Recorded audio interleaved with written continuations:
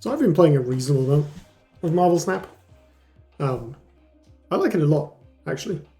I have been mostly playing it on my phone, sort of, getting ready for bed or in the bathroom, whatever. It's a really good game for that. Just sort of 10-minute bursts, making a coffee kind of game. And also playing at my PC when I'm just like, watching YouTube or whatever and jamming some games. As you can maybe see up here, this number has gone up a lot since we last discussed this game. This is your collection level. And I'm now I've reached the end of Pool 2, and I'm on to Pool 3, which I'll explain in a bit. The sort of TLDR of, I guess, my opinions on this game, although they do change frequently, because there's actually a lot that's novel about it, is that I think the progression system needs a good amount of massaging. And I think the actual gameplay is fantastic. Not flawless, but especially considering this is, set 1 of the game, feels like lightning in a bottle. I don't think I've felt as like, oh, that's clever, since I picked up Duelist. And there's definitely been CCGs that have made me feel excited to explore their mechanics or feel like, oh yeah, that was an interesting design. But there's a certain how do I phrase this? There's a weird perfection to Marvel Snap. Perfection is the wrong word because the gameplay is definitely not perfect by any stretch, but like it feels as though someone, imagine like someone has chiseled away at a rock face for ages and eventually like an emerald falls out. You're like, oh. Because I suspect that's what happened. They probably iterated on the design for a long time before finding what they've got here. But there's kind of a perfect storm of well thought out design decisions that make Marvel Snap work the way it does, or work as well as it does. And I think a big part of that is the fact that the games are like 3 minutes long. Keep going back to that, which is one of the most unique things about it. Most card games, the games are like 10 minutes, 20 minutes for a long one. They're not, it's not a high investment, but it's, the games have a narrative arc that develops over time. And there's enough time for you to invest yourself. In Marvel Snap, the narrative arc is kind of hard-coded into the mechanics in the way the turn progression works. And it has a definitive end, and the turn timers are short. And because the games are so short, you can be really swingy with them, which is another part of the reason why the game works at all, because you need that variety to come from somewhere.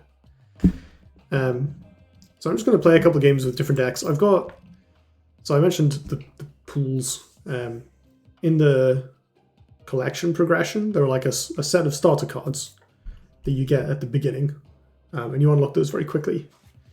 And then there's 3 pools of other cards that are specifically chosen that you unlock in a random order, but you'll unlock all of Pool 1, and then all of Pool 2, and then all of Pool 3. Pool 1 takes, not that long to unlock all of. Pool 2 takes a reasonable amount of effort. I've been playing for 2-3 weeks. Not constantly, but I've played most days or every day, at least a little bit. And a short play session, 15 minutes of playing this game is like 5 games you can do your dailies in half an hour over the course of a day, easily, if that. That'll come up later as well. We talk about the rhythm of the game, which is one of its weirdest elements. But so I've just got to the end of Pool 2. I think I've unlocked 1 Pool 3 card. So we might see some weird stuff on the ladder because now I'm in Pool 3 and it matches you against people who are like roughly the same collection level as you. So we might have some crapshoot games, like get wrecked by stuff I've never seen, but we'll see how this goes. Archetype-wise, I've got a zoo deck, which is just like you play lots of cheap creatures, or heroes, or whatever they're called. You just call them cards, and then buffs them up with cards like Kazar, which gives you 1-drops, more power, and Blue Marvel, which gives everything more power. These are both in the starter set, so you get these very quickly. So which makes this deck very new player friendly, and in fact it's easily the best deck in Pool 1 because it's basically the only thing you can do consistently.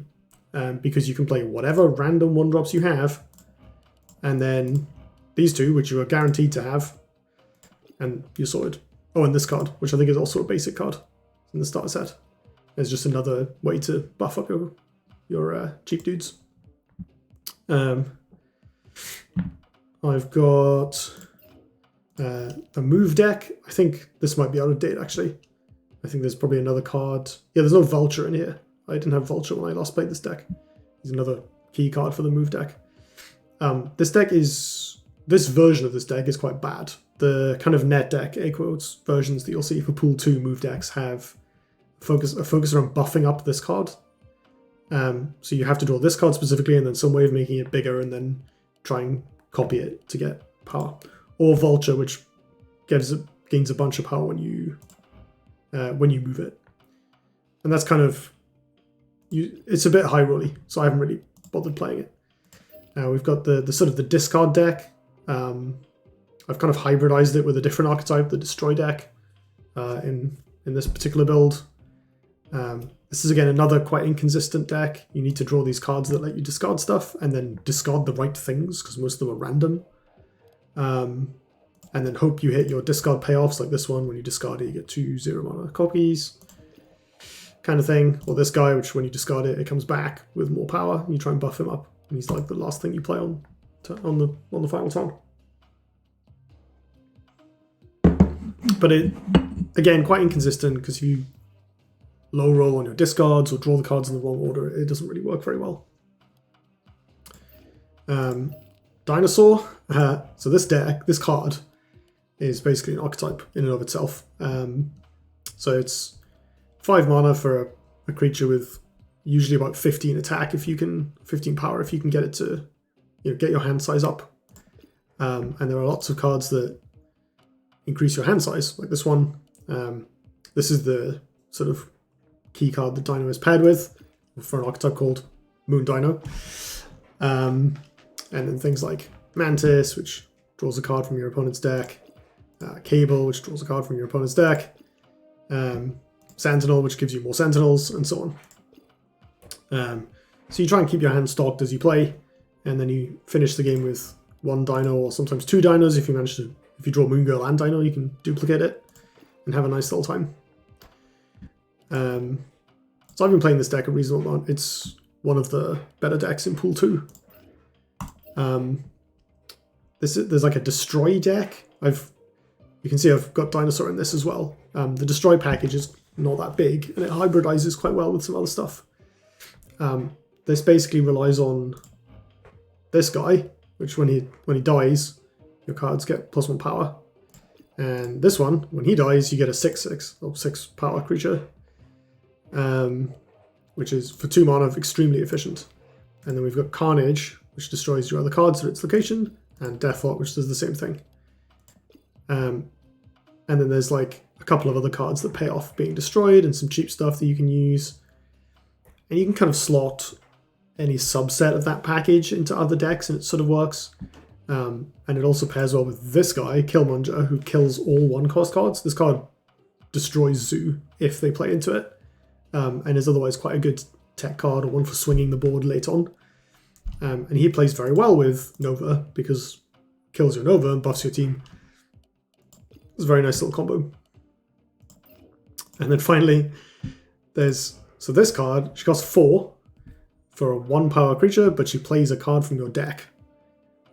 So if you can high roll, you just play a bunch of 6-drops in your deck, and you try and get a 6-drop with Jubilee. And if you hit this guy with Jubilee, you probably win the game on the spot. If not, you just try and hard cast them. This deck is obviously not consistent, but it is fun and it does work surprising. It's more consistent than you'd think. Like, you can't cast half the stuff in it. But like, so it plays. You can get to play a nice little combo where there's this card which turns a location into like a flood, and then the next turn is the last turn you can play stuff there. She combos very well with Jessica Jones, who's buffs herself if you don't play another card at the same location. The following turn after that, so it basically makes her 4 mana for 8 power at a location that your opponent can't then play anything else to. So you get to play that combo in this deck because it doesn't take up much space. Just sort of fits the game plan quite well. So I'm going to play a couple games with this and a couple of my other better decks, and then we'll go and talk about the progression system and some of the rhythm of the game. Come on. So I think I mentioned the sort of seeming perfection of the ideas behind this game. And to expand on that a little bit, there's like a few things that come together really, really well. There's the... Oh wow, this hand is slow. There's the short game time, meaning that because the games take 3 minutes, if you get blown out by RNG, it doesn't matter. If you end up put in a position that you can't really do anything in, it doesn't really matter. Ooh, that gives me more energy. That's very good. Sunspot. Tempted to turn this off with Scarlet Witch, but I think I'll go here instead.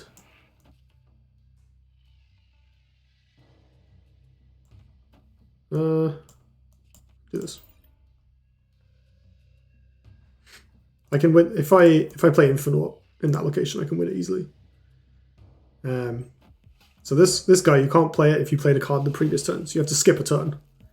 But that gets a lot easier if you are playing this card, Sunspot, where if you don't spend your energy, he gets bigger.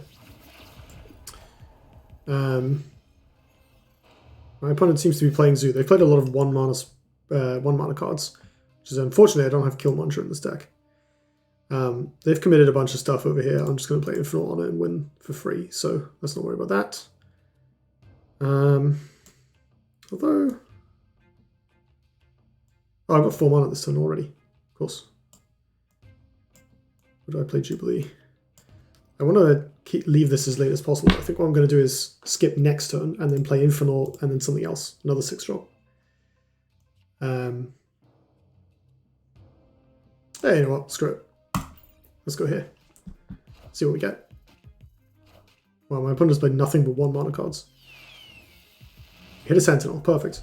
I've hit a 6-drop off Jubilee once, and it was the worst 6-drop in my deck. This card is... she doesn't like me very much. Right, I'm going to do nothing this turn. I'm going to buff up Sunspot, and then next turn I'm going to go Infinite and then Hulk. I'll probably play Infinite over here because a 40 power creature is inherently fun. My opponent is just top decking, so this is fine.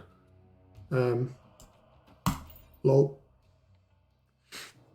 I probably should play it over here instead, because there's no way they can beat even just like Hulk on this side, but you know what? I don't care. I'm doing it. It's too fun. We'll just play Hulk over here. I should snap. This snap mechanic, we didn't see it in my last video, the tutorial. Yeah, they did. The snap is really strange. I think at first I thought it was like just kind of pointless / BM. What it does is you can at any point choose to snap, and your opponent can also snap. You can both snap in the same game. And if you, at the end of the game, each snap doubles the amount of like rank points that you get. So you progress further, you get more MMR basically if you win off a snap, and you lose more MMR if you lose. So it's like a push your luck thing. Okay, this means they're probably playing Moon Dino. What does this do? Why is this in my hand? That's why this is in my hand. I think this card is not that good. It's fine. Guess I'll play this for now. Start with this. Yeah, the snap thing. If your opponent retreats in the same turn as you snapped, they don't lose double. And in general, if you retreat from a game, so if I retreat now, I'll lose 1 point of rank. If the game ends and I lose normally without retreating, I lose 2 points, and then that gets doubled if someone snapped. And if you retreat the same turn someone snaps, it doesn't double yet. It doubles at like the end of the turn or something. So if you can snap and they can retreat in response and only lose 1 point. So there's kind of like a bluffing angle to it. I don't really, maybe I'm an idiot, but like I feel like people snap at weird times. Like I've definitely seen people do, I need to make decisions here. I'm going to do this and then I'm going to play Jubilee next turn and hope to high roll it. Or if I top deck Jessica Jones, I'll play that instead.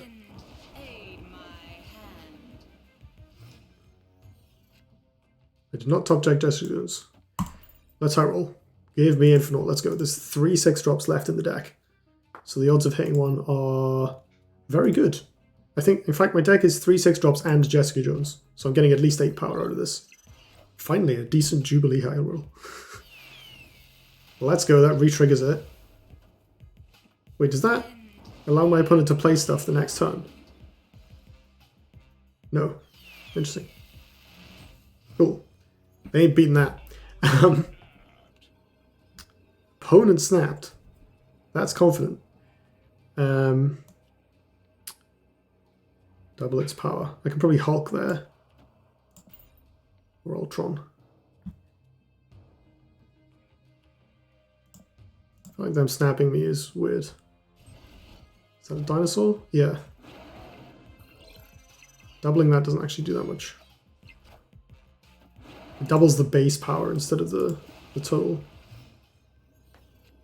So I just get to do this. They have to play something. So this is going to go down. Easy win, mate. Yeah. Probably realized they messed up. Yeah, it's a strange thing.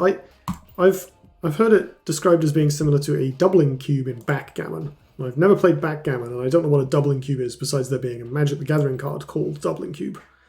But it seems that this mechanic is not completely novel. It took me a while to wrap my head around, because again, I feel like it just feels like BM. More than anything. When I first saw it, that was sort of the impression I got. Interesting. No, my dinosaur! Oh. That's actually legitimately annoying. On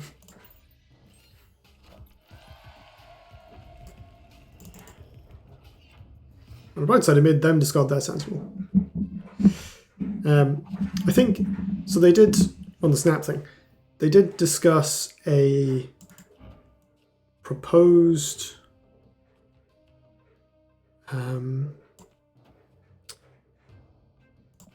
system where for like one-on-one games, if you're playing with a friend or something, it's a tournament game, people would, interesting, let's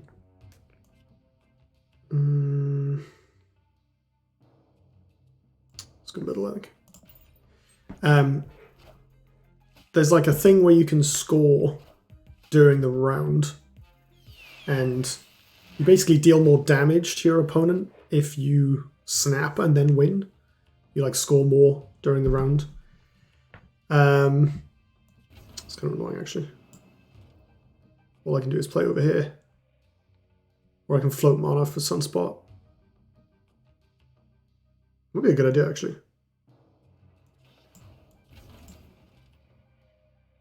Instead of playing anything, just pass, because then A, I might draw Infinite.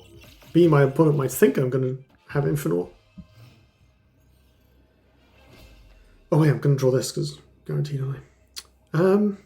Right, so I'm currently winning these two. My opponent has 3 cards. What are they actually playing? Be an Odin.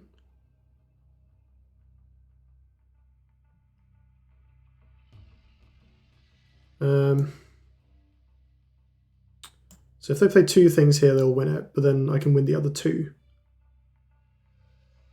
I think that's fine. Not sure I'm confident enough in it to snap, though. White Tiger. Alright. Alright. I'll take it. Right, I'm going to switch decks to this Aristocrat deck, where you can sacrifice stuff. Well, let's do some card progression, shall we? So, if you missed my previous video, the way you progress the collection in this game is you need boosters, which you get by playing, and credits, which you get by doing daily missions. And you can spend boosters and credits on a card. Boosters are per card. So playing with a card gives you boosters. Gives one of the cards in your deck gets boosters at the end of a match at random. Upgrading the cards upgrades their rarity and makes them look fancier. You get like this one gets a shiny logo. Shiny logo. You can't even see it in the game, but it has a shiny logo. And then doing that gives you progression on the collection level. Oh, it's actually handily explained here. I don't have a single card at infinity yet. Some of my friends do. I think I've been playing maybe a greater variety of decks than they have. I'm not sure. I've been like experimenting a reasonable amount, trying different things.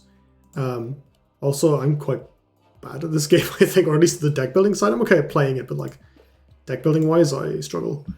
The designers explicitly want you to play with what you have. There's no way to craft cards, which has poses some significant challenges, I think. Right, let's play some Aristocrats for a bit. This menu is broken on PC, but they're working on a proper PC UI at some point. We'll do a couple games of this, and we're going to talk progression for a bit, and then maybe finish off with some more games. Drawing this is awkward. So this guy, if one of your cards is destroyed, he replaces it from your deck. If you draw him, obviously he doesn't do that. I'm not going to play it because I'm going to play this at some point, probably. Or at least if my opponent has 1-drops, I will be doing that. And even if not, I can try and save it for the end of the game, you know. Electra. Ooh.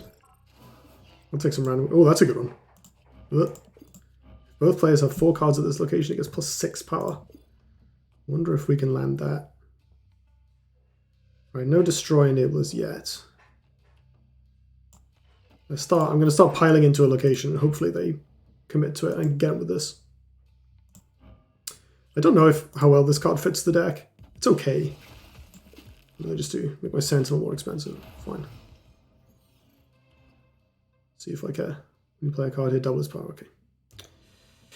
Still no destroy enablers. Or enablers. We got the enablers. We need the actual destroy cards.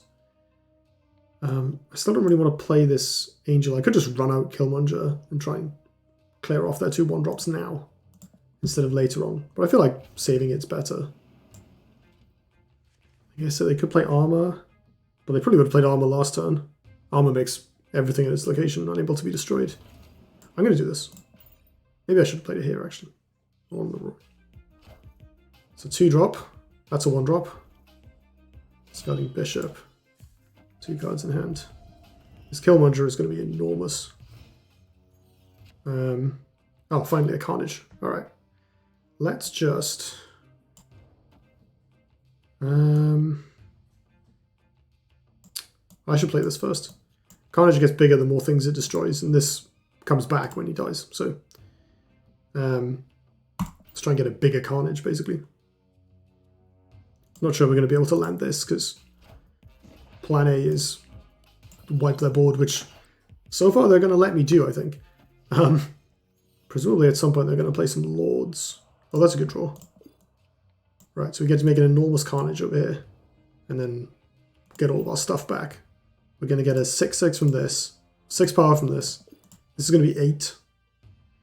And then this is going to respawn somewhere else, and this is going to come back to my hand for free. There's Khazar. Yeah. They can't armor this location. I'm going to kill all but Domino from here. This massive carnage is total overkill. That's kind of funny.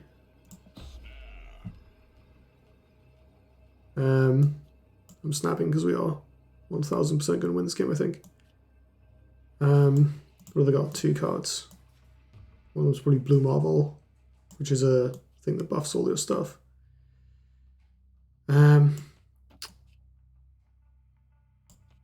Just do this. Why is he 8 power? Oh, it's doubled from the thing. Yeah.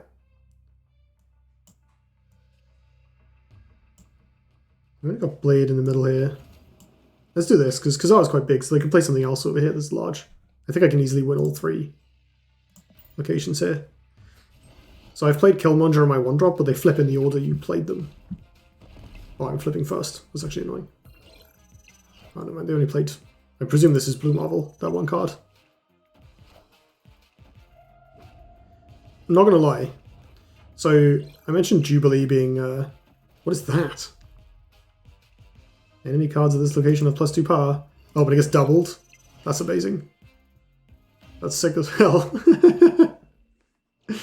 Wasn't enough, but it was sick as hell.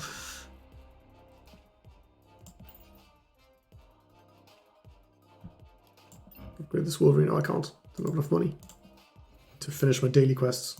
Oh, I finished the daily quest. Would you look at that?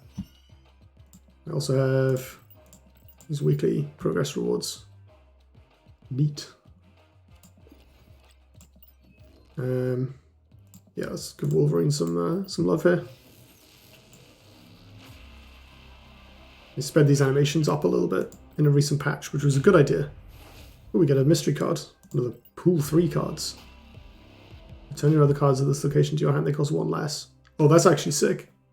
Could probably do some weird stuff with this. Ooh. I think I've seen this. I've not done a ton of like net decking, but I've looked at a couple of lists. I was just like scrolling through a tier list the other day out of curiosity. And Beast featured in a couple of the decks that looked super fun. Yeah, that should be a fun one. Picking up Scorpion with that seems good. Alright, we've drawn Bucky Barnes into Carnage or Deathlock. That's pretty good. No 1-drop is fine, because this deck only plays 2. Hopefully we don't draw Angel before we kill off Bucky here. Turns 3, 4, and 5, no cards can be out. Damn it! Game! That's really annoying. Okay, I think I will play this.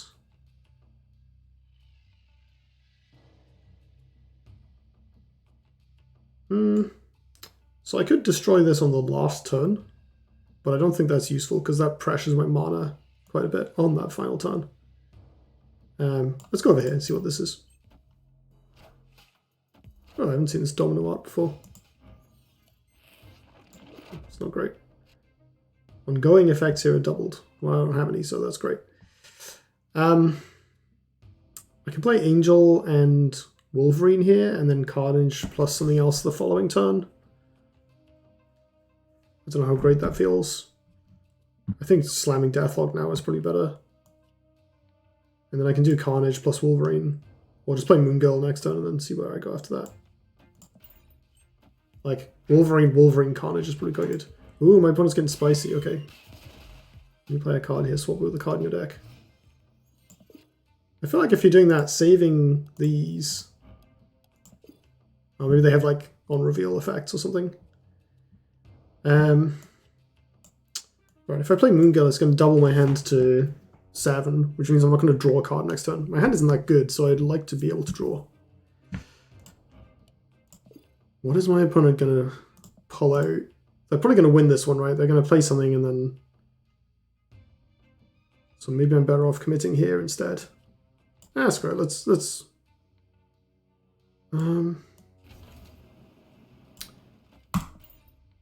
I'm going to feed Carnage a little bit, try and stack up some stuff on this space. I'm interested to see what they pull out with this. They did nothing, okay.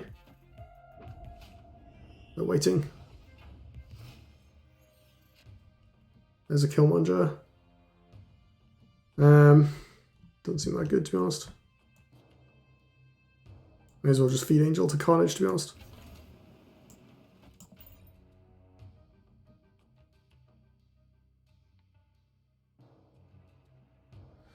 So here, Carnage will be 8. Wolverine comes back. This is like a bit rubbish compared to last game where Carnage killed a bunch of stuff with on destroy triggers.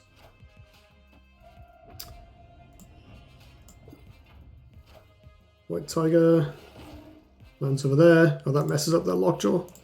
Sad for them. There's Nova. So I can do Killmonger plus Nova, which also kills their Quicksilver for what that's worth. And I can play a Sentinel and Killmonger in the middle. If I kill Quicksilver, these will have +1, -2, so this should work. So I play Nova, Killmonger, Sentinel, and hope my opponent doesn't pull out something ridiculous. I guess they're just going for Odin White Tiger, huh? Oh, that could be awkward, actually. If they play Odin here and it lands on the left... No, this is fine. If it lands on the left, I win the other... Oh, it's just dinosaur. Whatever. We're good.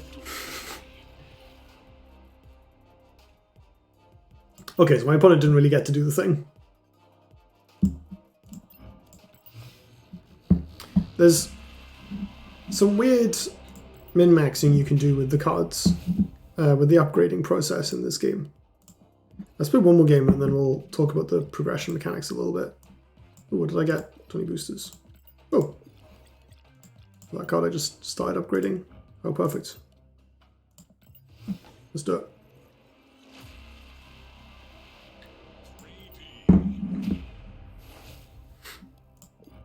I think the... I'm not 100% sure what a collector's cache is, but I don't feel great about it. Let's upgrade this.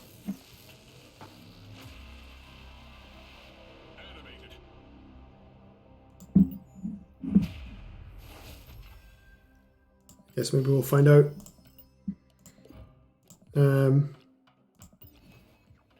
Yeah, let's play another game. Maybe we'll even get some more progression and we can see what a collector's cache is. You can go on this journey of discovery with me. This hand is bad. Ooh. Nope, this hand is still bad.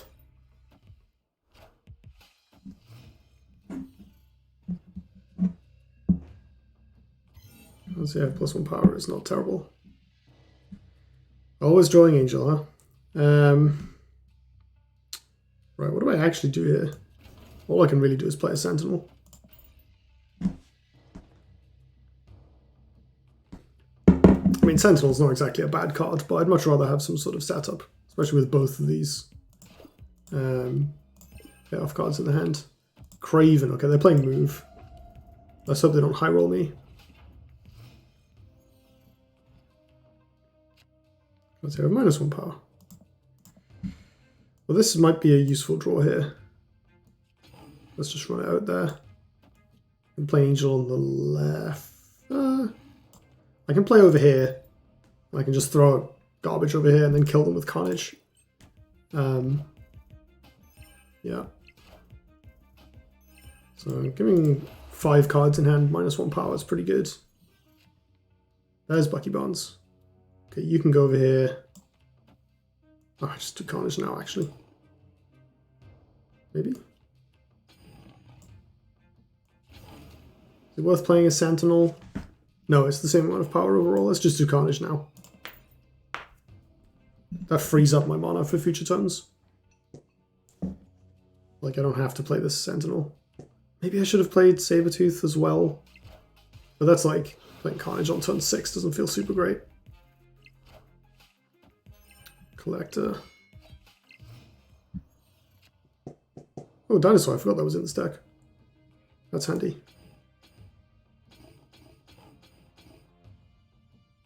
I'm just going to play this over here. If my opponent wants to hard commit to the middle, I can just ignore it. That's fine. What is their deck? They've got Craven, which is the move card. Angela, which is a zoo type card. Oops. And the Collector, which is like a Moon Dino card.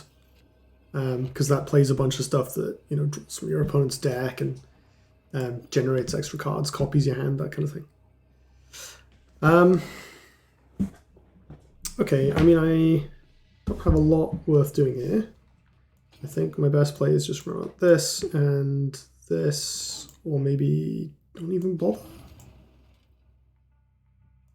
Yeah, there's not much point playing Ironheart because I don't want it to buff the middle. I've already lost the middle. We don't care about that. So let's just do this. Maybe the other way around. Other way around sounds good. So basically you want to be able to beat Hulk over here.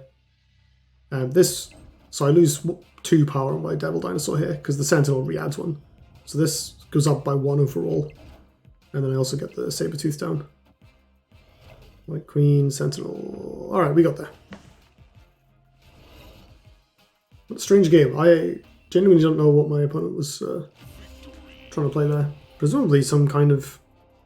I guess maybe the Craven is a tech card? Or they have like a Craven plus Cloak package that just allows them to move a bunch of stuff once. Heimdall is a finisher who like moves everything left. Okay, so we've completed this quest, which gives us some thing. Oh, I don't have anything to upgrade. Never mind. All right, let's talk progression. Let's talk the elephant in the free-to-play room. So you've seen me obviously clearing up my dailies as we played. The dailies are not super difficult to do.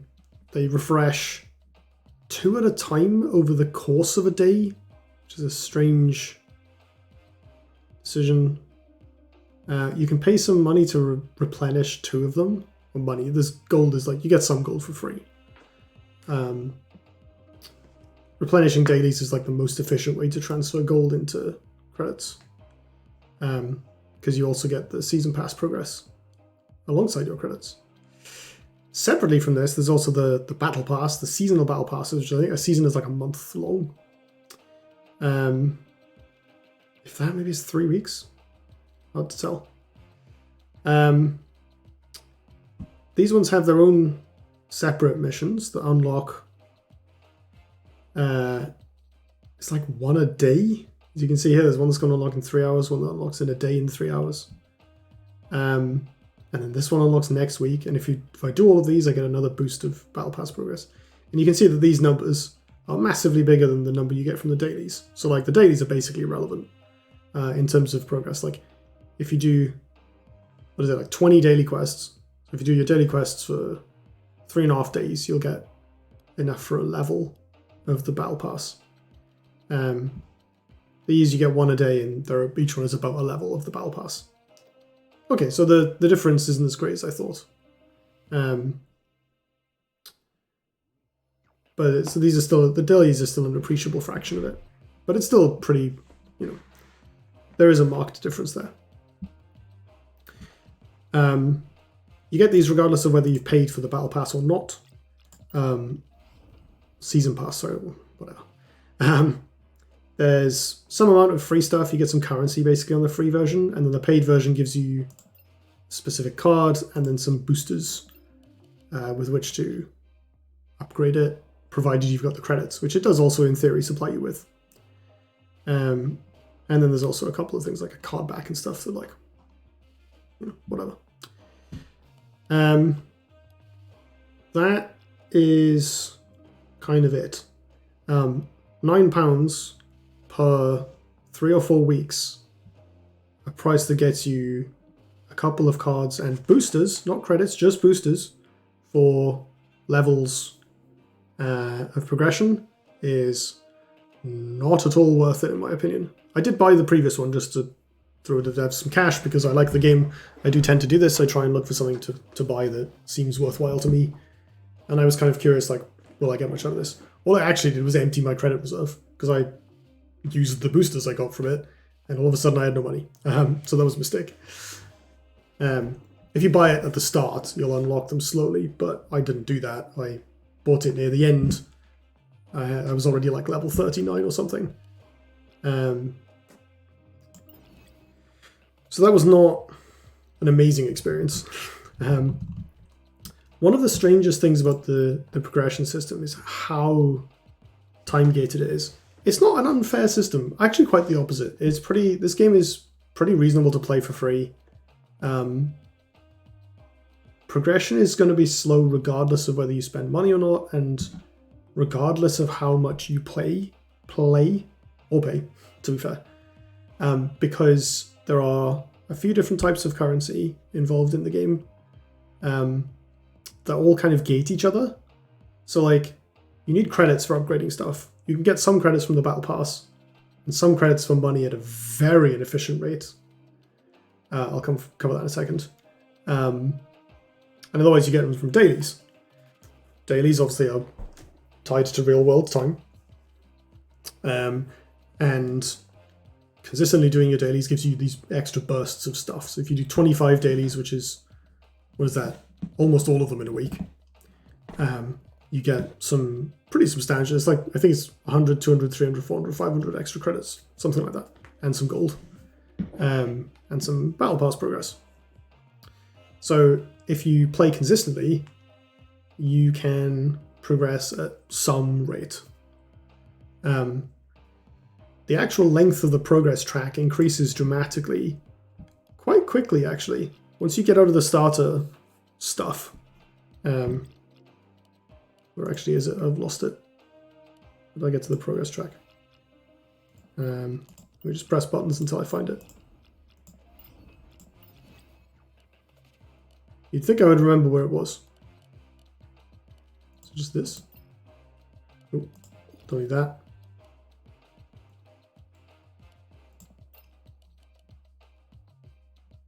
I feel like I should know where this is, but actually I'm not sure I've ever looked at the progress track without doing an upgrade. Can I like click on something and then pretend to upgrade it? No. There must be a way to get to this. Maybe it's just broken on the mobile UI. It might be. On the desktop UI, which is, it lags a little bit behind the mobile UI in terms of features and polish.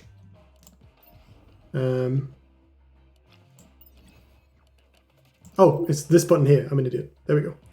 Right. What was I saying? So the gaps between upgrades slow down quite dramatically. You start out getting a new card every few levels, and by the time you're in the back half of Pool 2, it's every 12 levels, which is a lot. And Pool 3 has these collector's caches, which may or may not include a card. So now it adds randomness, or further randomness, I guess, to the process. So it might be like, 30, 40 something levels until you get another card. And there's a lot of cards in Pool 3. I think it's the largest section of the card pool, but don't quote me on that. Like, getting everything, you have to get to level like 3,000 or some nonsense, and it takes months, apparently.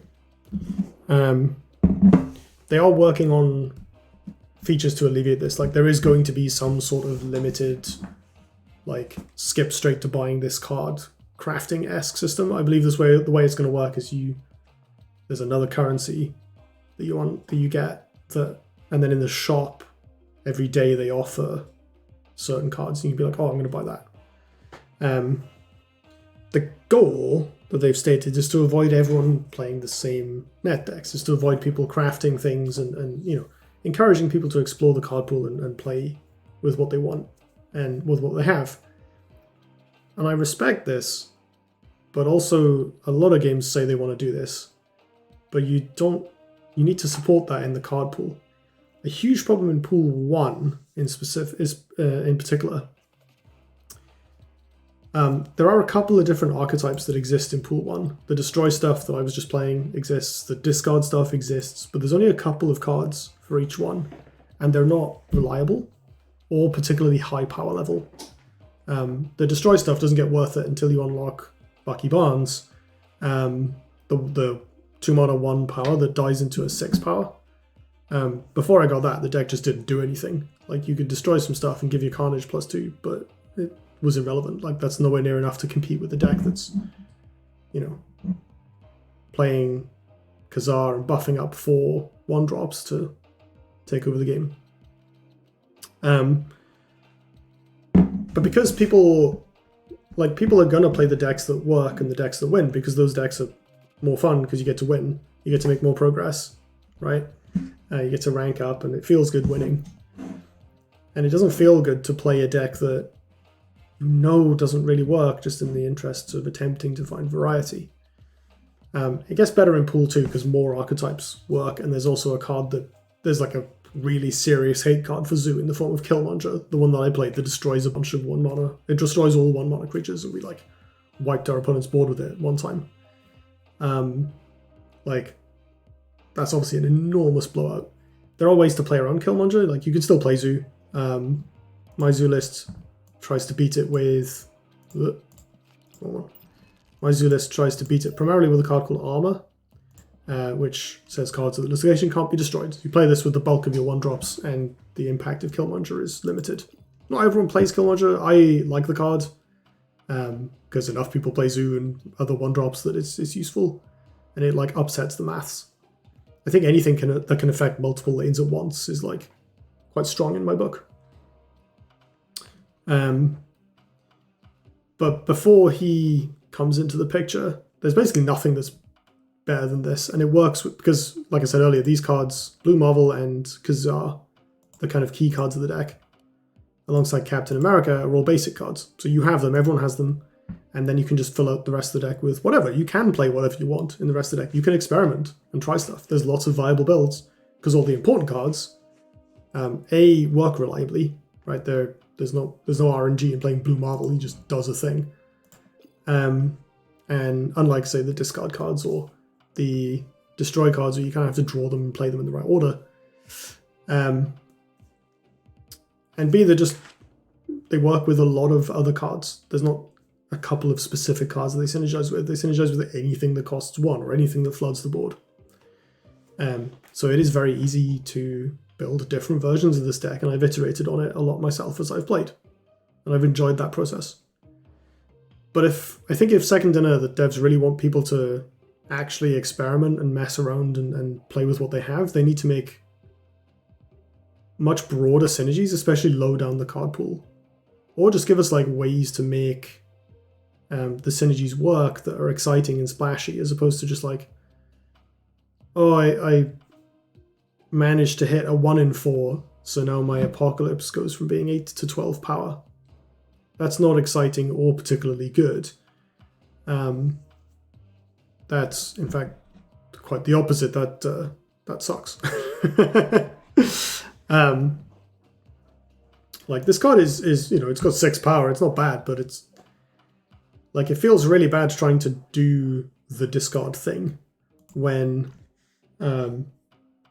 you're constantly getting undone by randomness, and then also you could be playing this or Moon Dino. I think both Moon Girl and Devil Dinosaur are pool 1 cards, and again, like, you can put those 2 cards and some stuff that fills your hand. Like, this is a basic card, and it's really good in the deck. I think Cable is pool 1, and also gives you, he's fun to play with. Like, he increases the variety of stuff you can play with. White Queen is pool 1 as well, I think. I might be wrong on that, but again, another card that helps you fill the hand, and then you just put in whatever, and it works, and that's good. That's good. I think that the game needs more of these types of like weird little packages, small 2-card interactions that don't have to be your build around, but are quite strong with cards that are decent on their own. Another good example is the Storm. What's the filter? The Storm Jessica Jones combo I talked about earlier, where you make it so that there's only one more turn where you can play stuff at that location, and then play a card that is a 4-mana card that is good if you don't play anything the turn after it. And it's quite difficult to overpower that at that point in the game. Those are good, but there's not very much of that stuff in Pool 1. Very little. And Pool 2 fleshes it out, but still leaves some of the more synergistic stuff kind of on the backbench. The move decks are very high rolly. The discard decks are bad because the cards just do not. The cards required to do moderately powerful things don't really exist. So I definitely enjoyed the game more as I've gone along, and I've unlocked more cards and learned more about playing and building the decks. But there's still a good amount of cards in this pool that I've never played with because I'm like, I have no use for this.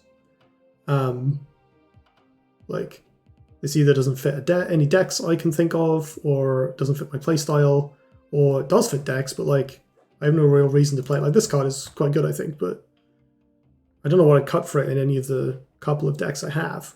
Now that I've got this guy, I'm more interested, but this is a pool 3 card. And it's good to have cards that seed. Right? Okoye is a good example, actually, because she's fine, perfectly fine by herself as a card in like random zoo or whatever. Not consistent, but a fine card. And then she kind of comes into her own more later, as opposed to the discard cards, which are like just bad or very underwhelming until much later when you have finally enough linear decks and linear payoffs. I think we need more of this stuff lower down. And this stuff should come in, you know, later on and not the other way around, in my opinion. Because I'd really like to see more ability to explore without shooting yourself in the foot because you can no longer keep up with the best deck in pool 1 or whatever, the better decks in pool 2. You can see how much I played this deck because all of the cards are like high rarity.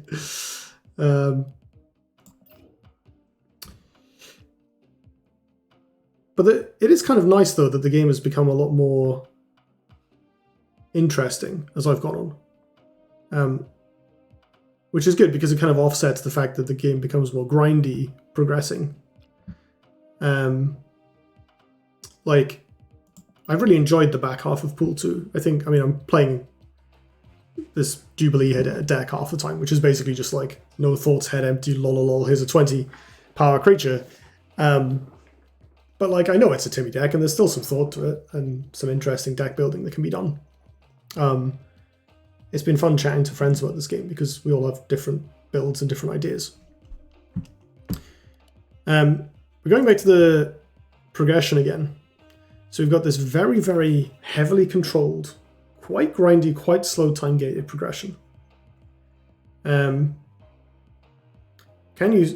normal thing then is, do they expect you to solve this problem with money? And the answer, I think, is weirdly no. So you can spend money on gold. You can buy gold. This is a very inefficient rate for what you actually get out of it. So you can pay $8.99 to get 700 gold, which will get you a cheaper one of these variants, which are just cosmetic differences. They're cool. I don't charge whatever for cosmetics because they're not, they don't matter, right? If someone wants to pay £9 for this, fine. But why would you do that? Maybe the market is people who really like Marvel and they'll be more interested in these cosmetics. I could see that. I was thinking about this and like, so I buy cosmetics in Dota, but I've got 1,500 hours in Dota and it's a big part of my life. I want to express myself in that game. But also most of the Dota cosmetics are hideously cheap. Like, because they're on the secondary market, most cosmetics that I've personally bought in Dota were like 50p or less. I have bought cosmetics that cost me 8 pence. Which,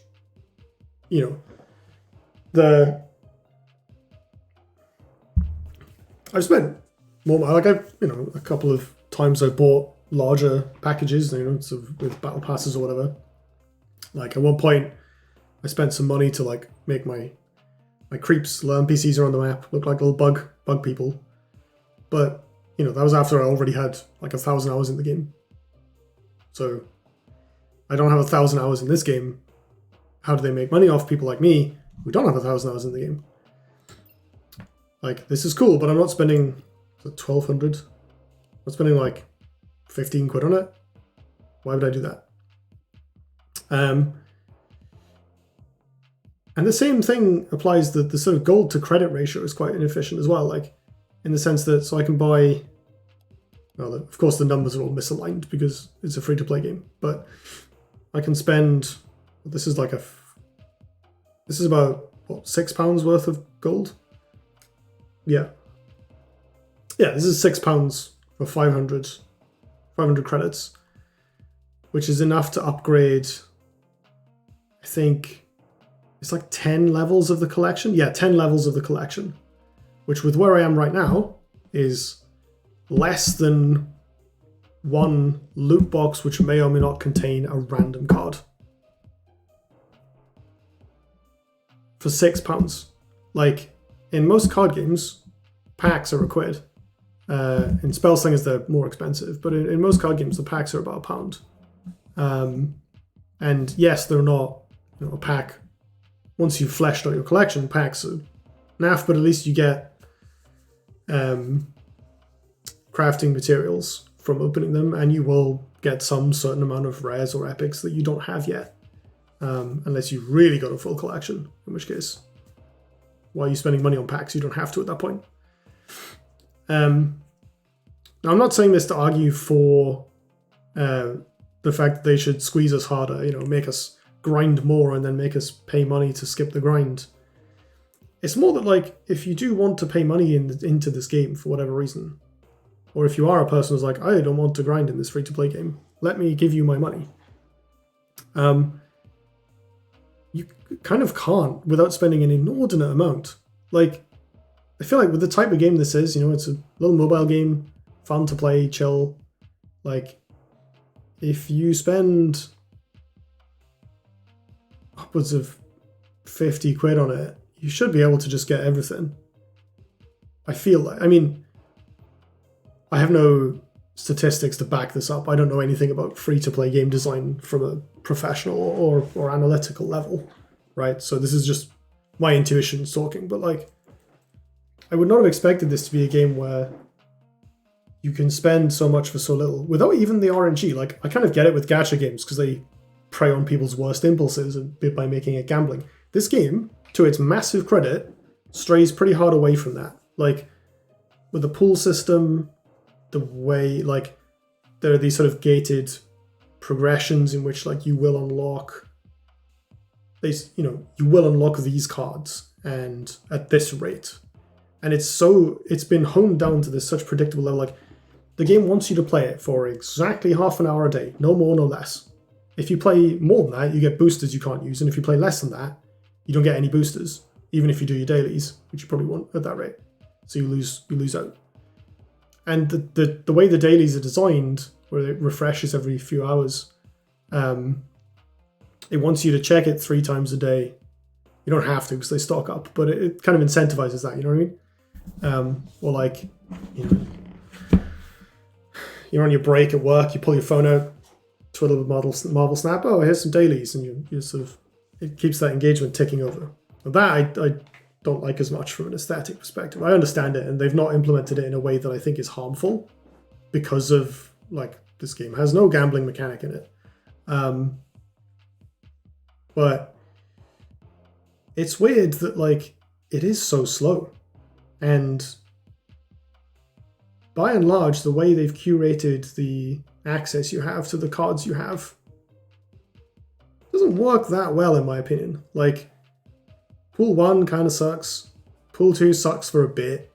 And then you start being able to actually play the game, but, like, you can't actually build the decks properly until near the end of Pool 2, where you have all the cards from Pool 2, and then you can at least, like, for the decks that work in Pool 2, you can build them to their maximum potential.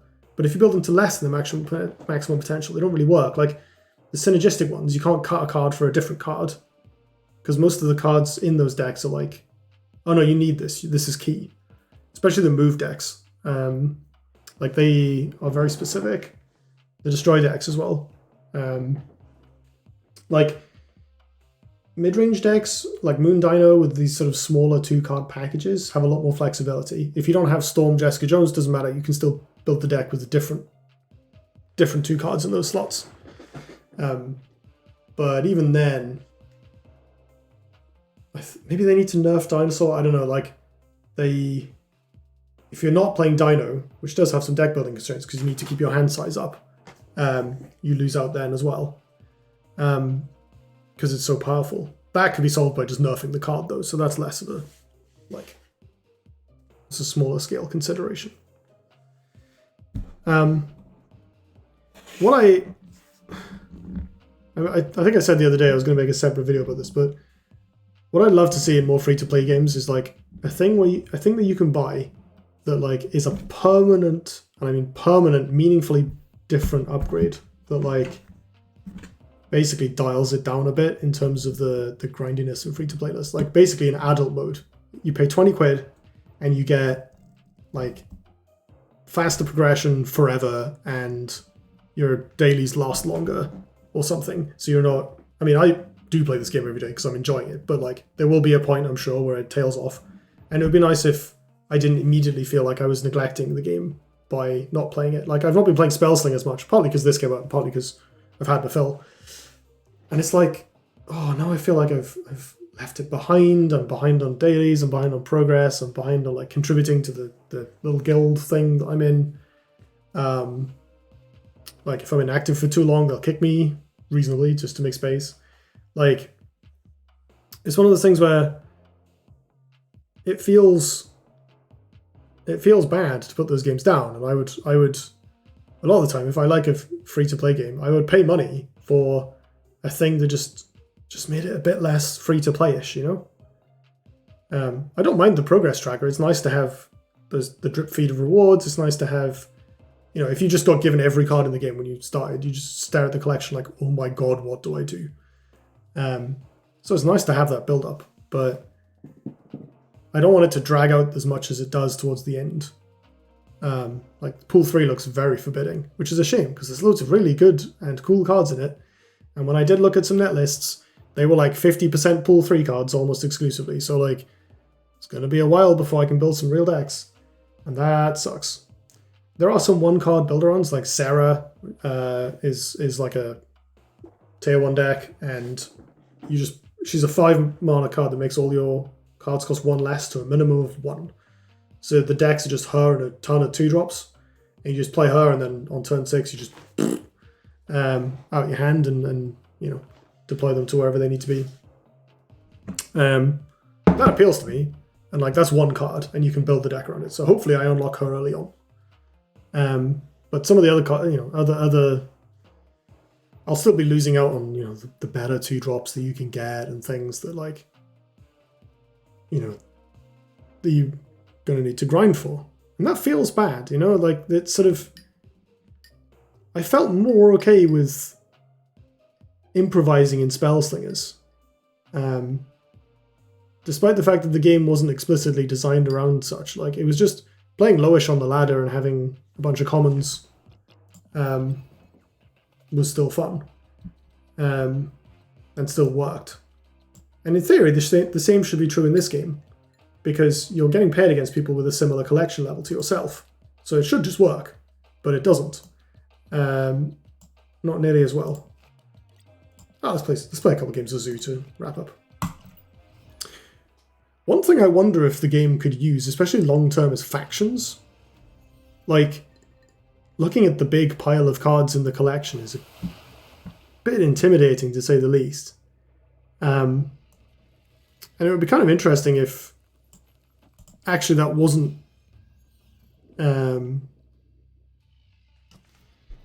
if that was broken down into...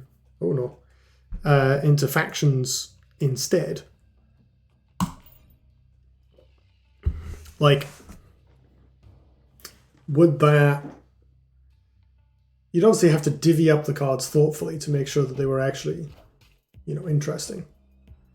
And that you weren't siloing people too much. But especially as the game develops, I'd be very interested to see whether they need to split up the cards along different factions just to reduce that information overload when you start, and give people direction, give people more ideas, like, you know, this is the faction that has all the destroy and discard stuff, and you know, here are some neutral cards you might want to play with it. And maybe it's a separate faction from the Moon Dino stuff. They're already different, but right now you can't make cards that you can play with the discard cards without also making them available to the Moon Dino players. And that has balance issues long term. It's a little spooky there. Speaking of a little spooky, this feels weird, but let's do it anyway. Playing Angela anything other than first on a location always feels rubbish. So I wonder if they will introduce factions. Oh, they got the high roll. This is the combo. Hulkbuster, multiple man, making this very big, and then, you know, moving it around and copying it a bunch. Gets pretty strong, but we're kind of late in the game. And I have 2 Hulks over here, so we'll see. Yep. That all tracks, and then they play Heimdall on the last turn, right? Which means all of these will move to here, which they're not going to win because of the Hulks. They get a copy of multiple man. That's not even good for them. I would not suggest they do such a thing. Wait, I should do it the other road. You go here, you go here. I think I just win, but it's always possible they pull some nonsense out of their bag. The only way they can move these now is with Heimdall, and I beat Heimdall. Does this work with 7? They play Heimdall here.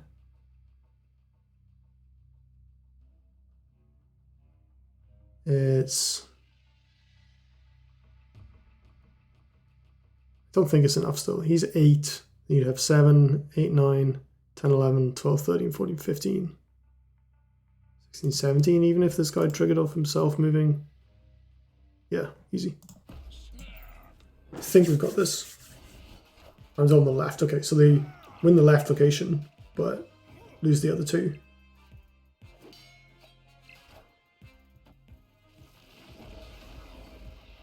Playing around things in the move deck is very strange because, you know, a lot of this game is about committing to certain locations and then trying to get your opponent to commit to certain locations. And, you know, like if your opponent heavily commits to one place, they put Angela and then 3 things, you're like, all right, I'll just win the other 2 then. Thanks. But the move deck doesn't have to obey that same restriction that other decks have. You know, they don't have to commit, they can move around. And it can be very difficult to figure out what they're about to do. After turn 3, shuffle your hand in. That is fine by me. I want to play Ant-Man with Angela. They're revealing first, so let's just see if we hit them with the Electra. No. Annoying, actually, because... Ooh. Ooh. Oh wait, that won't work because they'll get shuffled in. I guess they could get shuffled in and redrawn. What can I do next turn? I will play this here. I think I might play Nakia next turn. Swarm. Okay, so they're playing some discard thing, but they have Ant-Man as well. So if I draw 2, okay, 2 1-drops. 2 1-drops probably beats just playing Nakia, because I would have to draw these again. It's going to be 2 cards out of 9, drawing 3 immediately, 6 by the end of the game. That's not terrible odds, to be honest.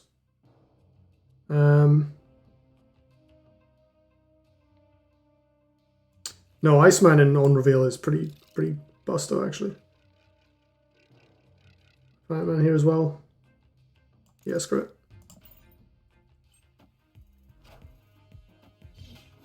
They played Nakia there instead of in the middle.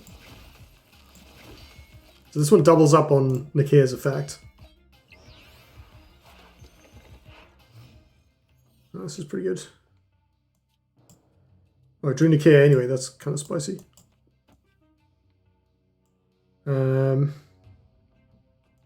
Getting Nightcrawler buffed is really good.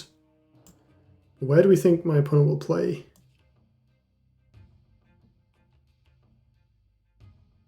Genuinely, I have no idea.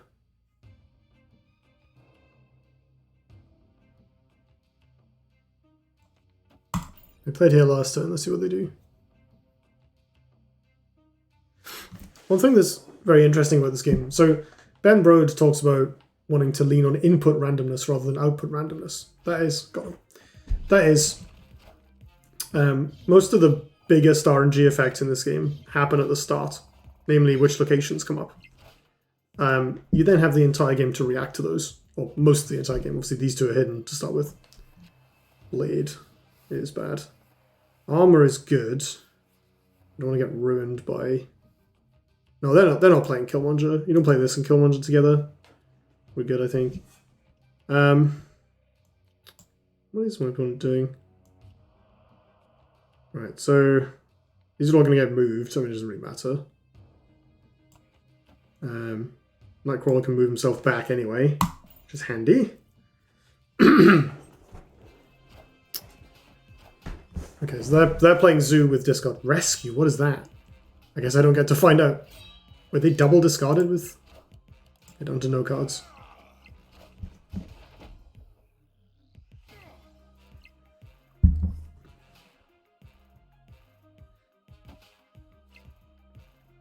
Cool.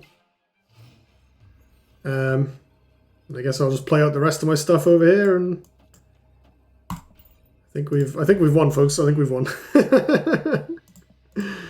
I don't think there's anything they can top deck in the entire game that will swing this, he says.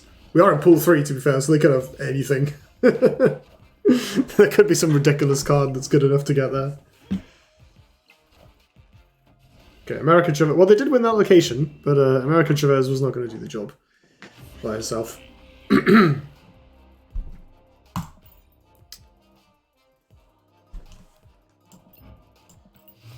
This is the thing, like, despite the weird progression and like the odd archetype balance early on, like just playing this game is very fun. Like the act of making the decisions. Okay, my collector's cache was 30 Electro Boosters. That was very what's the word?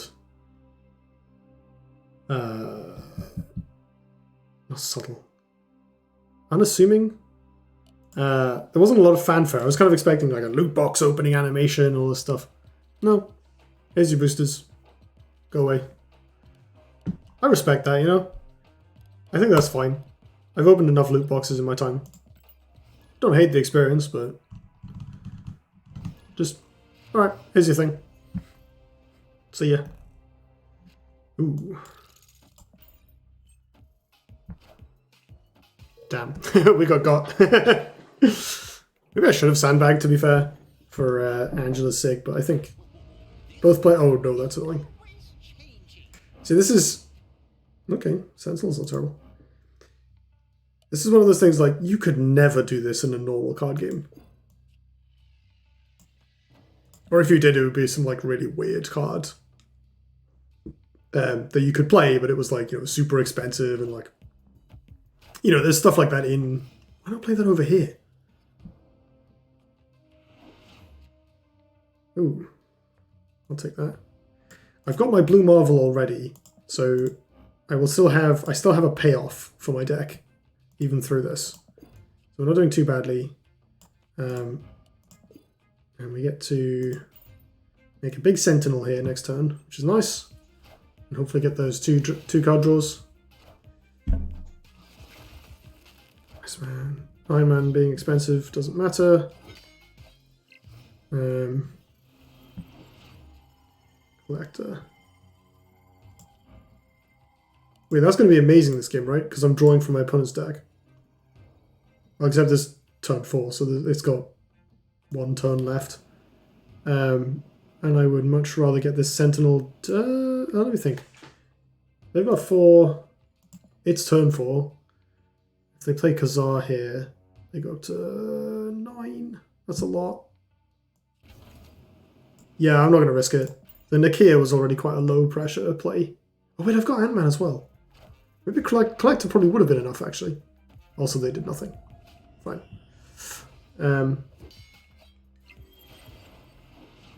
Give me your 2 cards.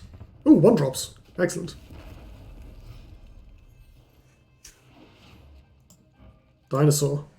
That is very convenient with having just drawn 2 cards, isn't it?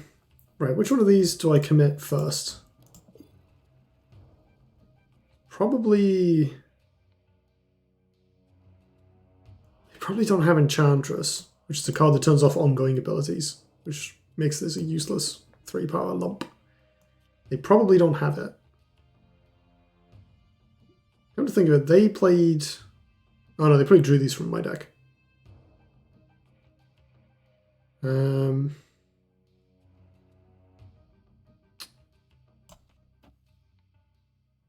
can move Nightcrawler up to here if they want. But I don't think that's going to be enough to beat a 17-power Devil Saw. Okay. So if they play Khazar on the last turn, that is actually fine. Damn, Angela? This card's fine, but like, people play a surprising amount in mid-range decks.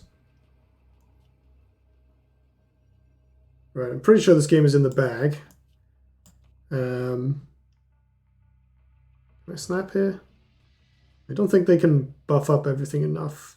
If they have a Blue Marvel, they win this one on the left. Oh no, wait, I'm also playing Blue Marvel instead. Yeah, this is fine. Easy game, he says. I go through long periods of just like not bothering to snap, and then benefiting from my opponents snapping when I think for a bit and they get too overconfident. Yep.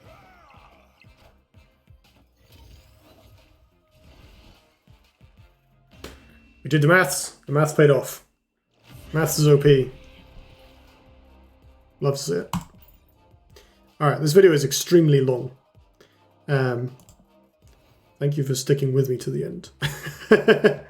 To the end. To the bitter end. Yeah, I mean, I just have a lot of opinions about this game. It's...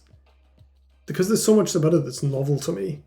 Like, yes, the gameplay is kind of like Gwent or like Smash Up. And apparently the snap is from Backgammon. And like the free-to-play stuff, I mean, the progression tracker is not super distinct from a normal battle pass, but it is quite distinct. And it like the short games is the thing that really gets me. Like, you know, playing Overwatch and Dota games are like 45 minutes to an hour, plus preamble. They're a commitment. It's me sitting down to do something with my friends, and we're hopefully going to have a good game. And if we have a crappy game, it's going to feel crappy for a while because you spend like, 35 minutes doing something bad and you lose. And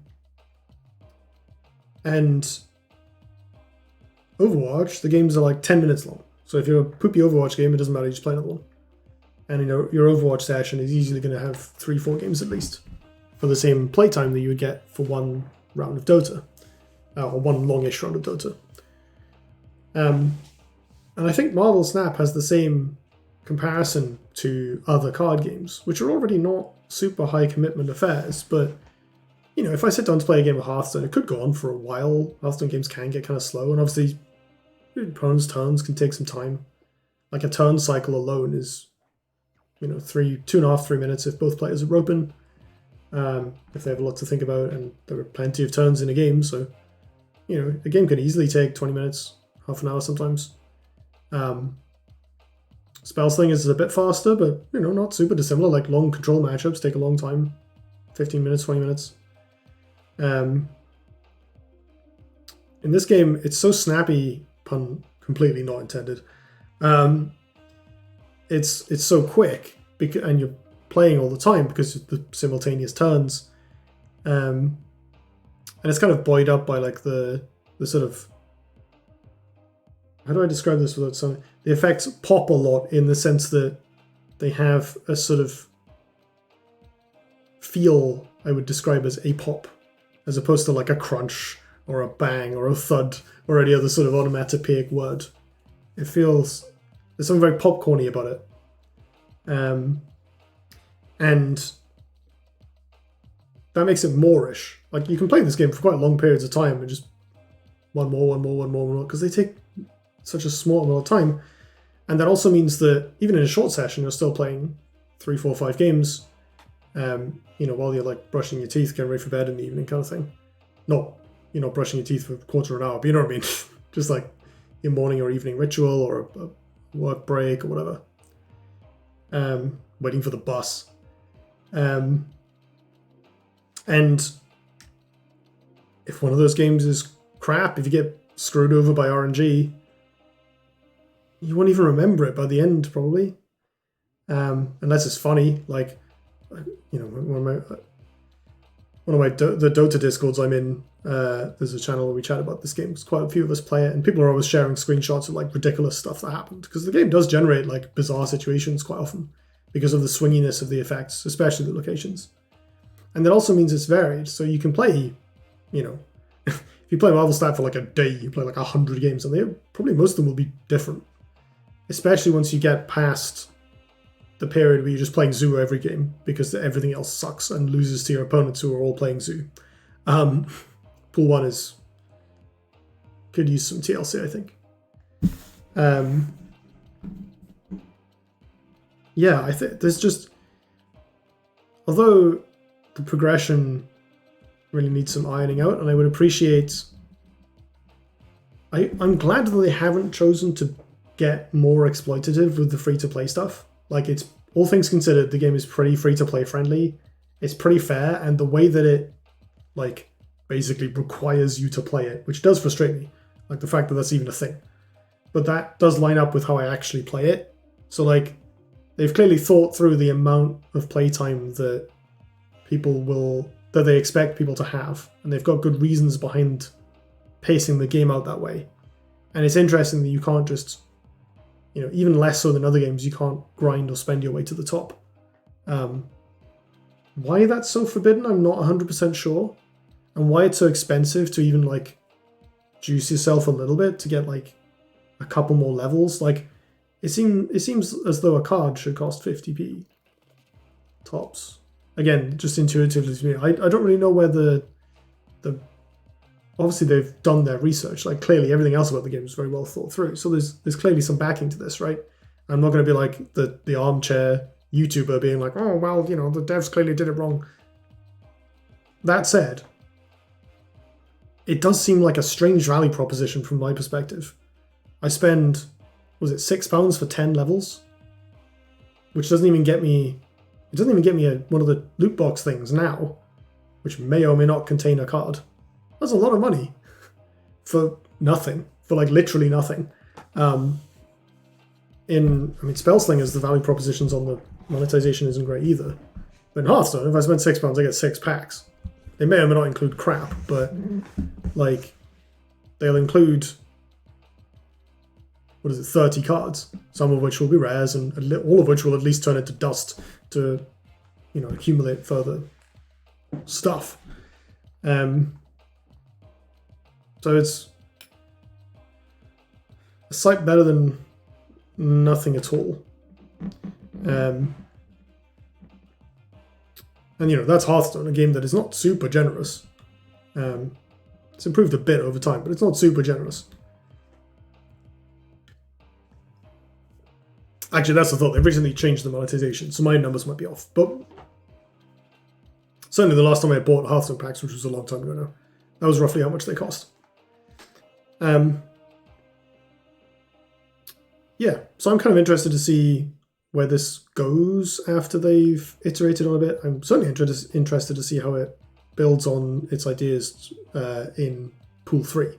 I'm genuinely looking forward to playing with these cards, playing with these games, doing some like genuine high power stuff in the game, because the spike plays that you get to make and the combos you can pull off do genuinely feel really satisfying, especially when they line up with the locations or when you pull them off in the face of some location that's making things really difficult. And you manage to outmaneuver the situation you're put in, either by the game or by your opponent. Super, super satisfying. So I'm, hoping to get more of those experiences over time as the card pool does finally sort of reach full fruition. But for now, this might be my longest ever video. I'm not sure. I have talked about Marvel Snap for a long time. So I'm going to stop and get some food and probably play some Marvel Snap before I go to bed. Thank you everybody for watching. Assuming anyone made it this far. If you do, you're a real one. I hope you've enjoyed doing whatever you're actually doing on your other monitor. Have a good one, everybody. I'll see you around.